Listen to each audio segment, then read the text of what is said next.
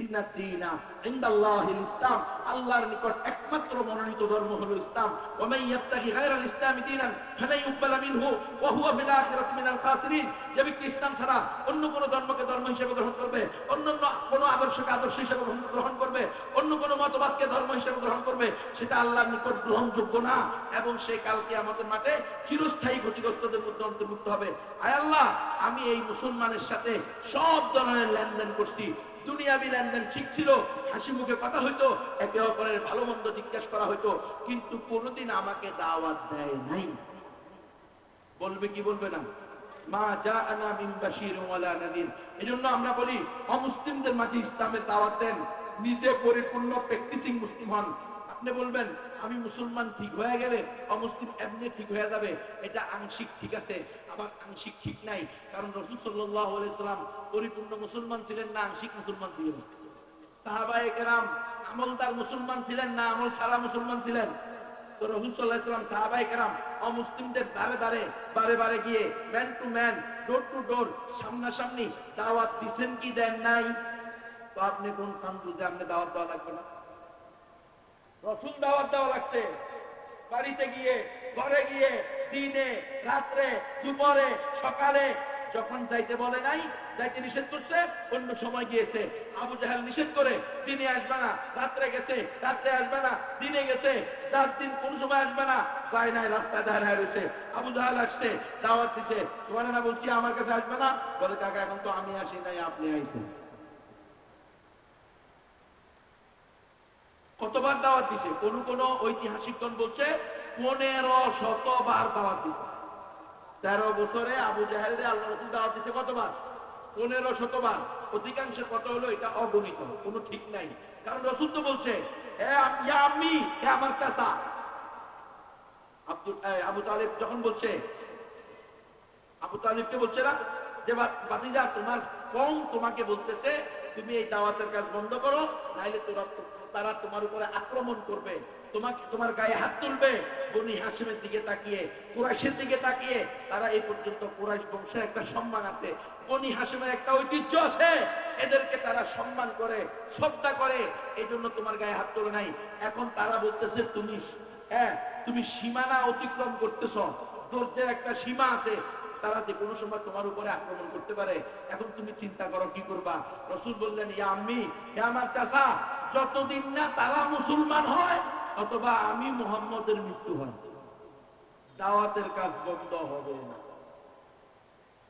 আমাদেরকে পিঠেছে, আমার পিঠে কয় তুমি কেন বলো একমাত্র সঠিক ধর্ম ইসলাম?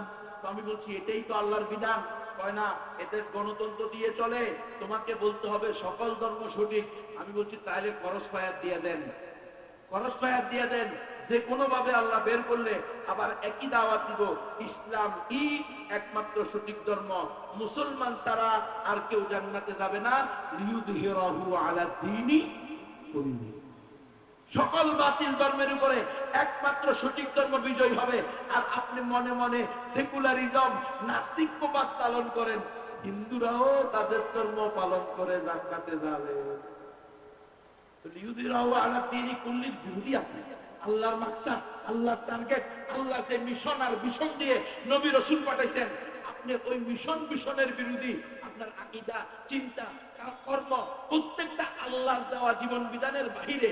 আর আপনি দাবি করেন আমি মসজিদের সভাপতি, আমি মাহফিলের সভাপতি, আমি হইলাম চেয়ারম্যান, আমি হইলাম এমপি, আমি হইলাম মন্ত্রী, আমি হইলাম হাজী সাহেব, এলাকার সবচেয়ে বড় দানবীর। দানবীর হওয়া সহজ, মুসলমান হওয়া কঠিন। দানবীর হইলে হবে না, ঈমান ঠিক হইতে হবে। হ্যাঁ, ঈমান ঠিক হওয়ার পরে আপনি খেজুর পরিমাণ দান করলেও উহুদের পাহাড় পরিমাণ সওয়াব পাবেন।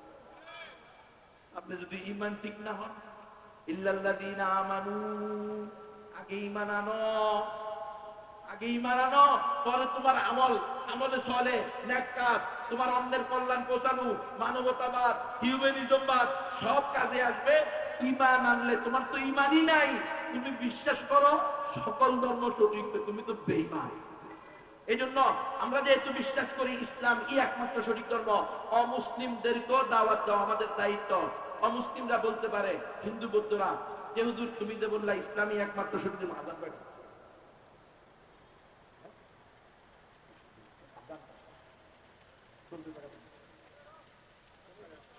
যে ইসলামই একমাত্র সঠিক ধর্ম, এটা আমি কোরআন দিয়ে বলেছি, হাদিস দিয়ে বলেছি। রাসূলুল্লাহ সাল্লাল্লাহু আলাইহি ওয়াসাল্লাম বলেছেন, লাউ কানা মূসা হাইয়ান লামা ওয়াসিয়াহু ইল্লা ইত্তিবাই।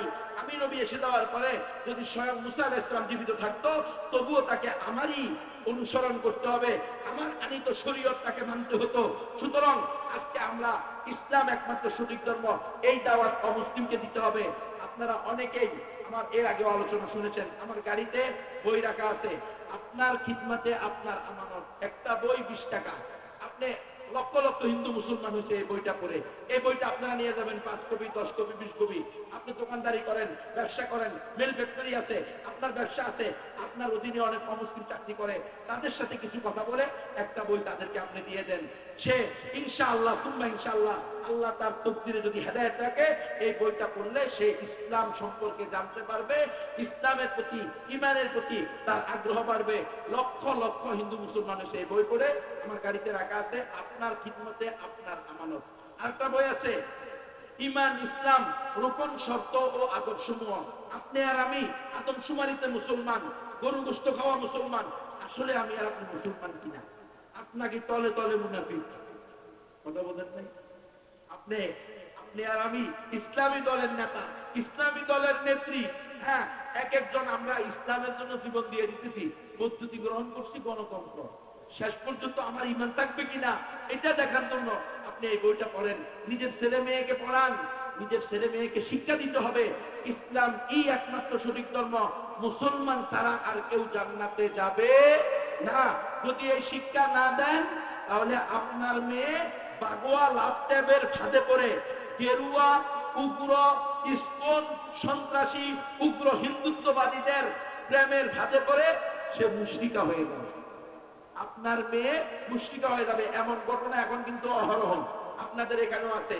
আপনারা ফেসবুক ইউটিউবে গিয়ে একটা সাইট লিংক করবেন, এইটার নাম হলো save our sister, protected our sister. এই নামে দুটা পেজ আছে ইউটিউবের মধ্যে। আপনারা দেখবেন সারা দেশে উগ্র হিন্দুত্ববাদীরা, ইসকনরা, এই যদি এখানে কোনো হিন্দু মাইকের আওয়াজ শুনবেন, ইসকন আর সাধারণ হিন্দু কিন্তু একটা।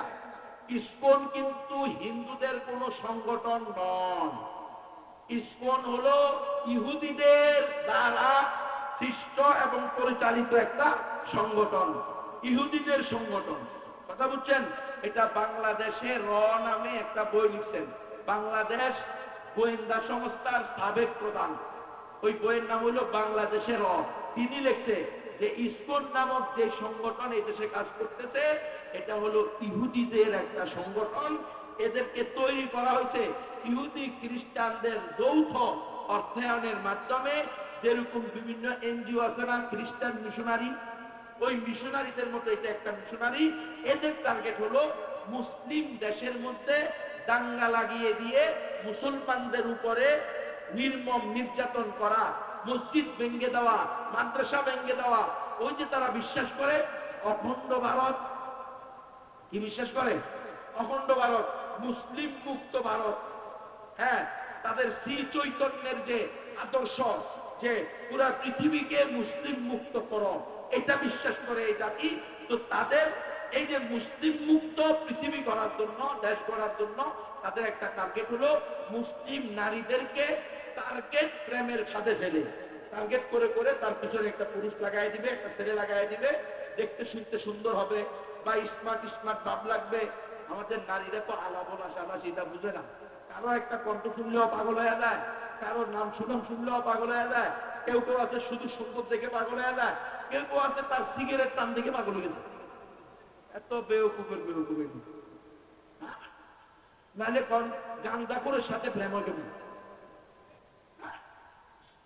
বাপ 5 তলা বাড়ির মালিক, ওই বাড়ির ইয়া লাগাইতে আসছে, গ্রিল লাগাইতে আসছে, গ্রিল মিস্ত্রি, সে হলো গান্দাপুর।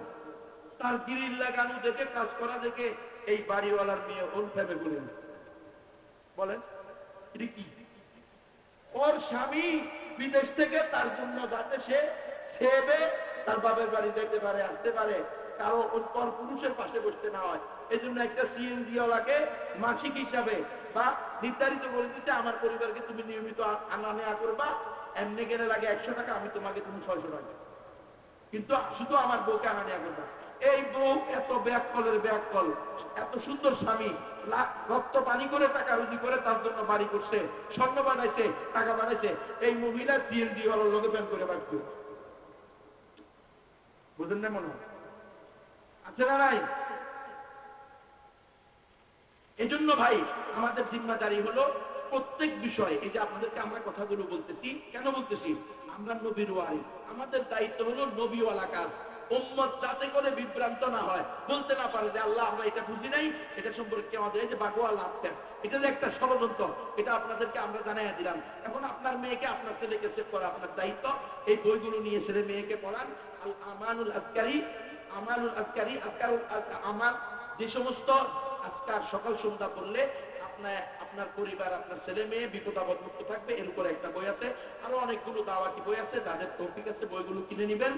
নিজে পরিপূর্ণ প্র্যাকটিসিং মুসলমান হওয়ার চেষ্টা করবেন, নিজের পরিবারকে প্র্যাকটিসিং মুসলমান বানানোর চেষ্টা করবেন। সকল প্রকার ইসলাম বিরোধী প্রচারণা, প্রোপাগান্ডা থেকে মুক্ত থাকবেন। আল্লাহ তাআলা আমাদের সকলকে পরিপূর্ণ মুসলমান হওয়ার তৌফিক দান করেন। আমিন। ওয়া আখিরু দাওয়ানা আলহামদুলিল্লাহ।